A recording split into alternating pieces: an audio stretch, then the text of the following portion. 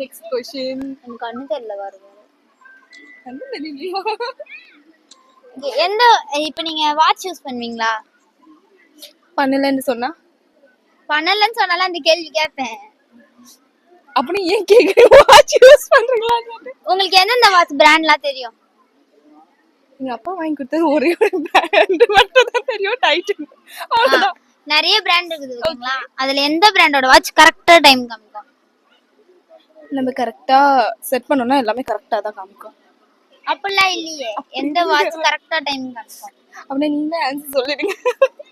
எந்த வாட்சுமே டைம் காமிக்காது. நம்ம பார்த்தாதான் தெரியும் நமக்கு டைம். இந்த மாதிரி கேட்டிங்கன்னா நான் ஓடிடுவேன்.